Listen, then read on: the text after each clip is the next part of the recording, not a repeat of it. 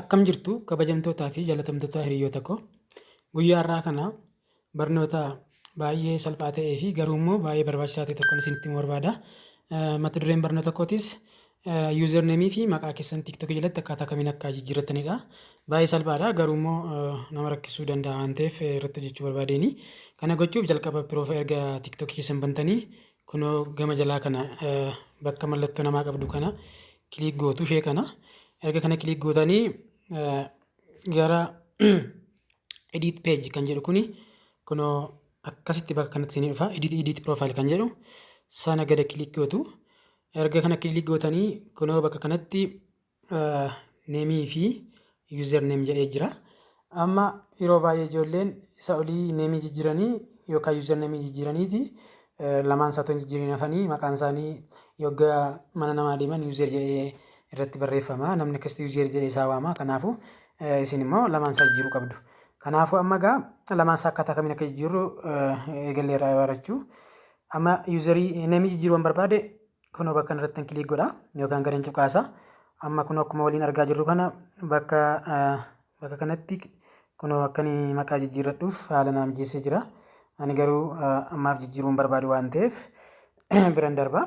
Yoo jijjiirtanii bakka kanatti waan isinitti tole barreessitanii kunoo bakka kanatti jechuukooti waan isinitti tole barreessitanii bakka kana dhuftanii seef jettu.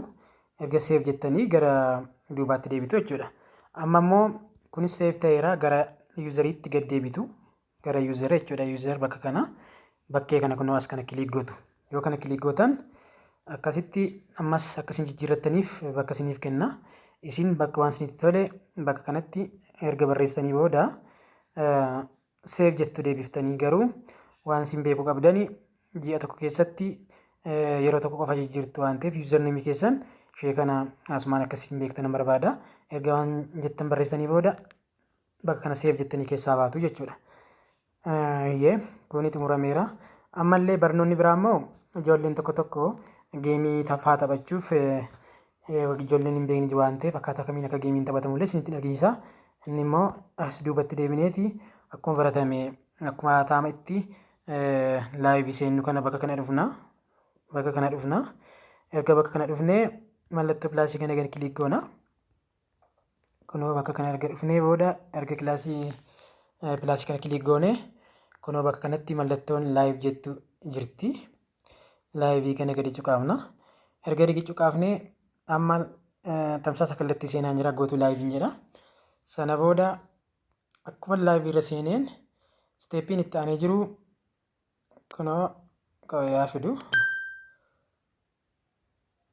Kunoo bakka kanatti lakkoofsa 8 kan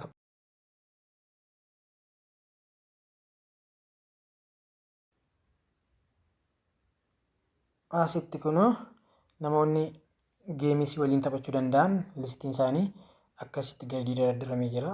Kana keessa akkas nama barbaadan invite irratti gootanii ilaaltanii keessaa geemii taphattu jechuudha. Fayyaa ta'aa. Horaa bulaa.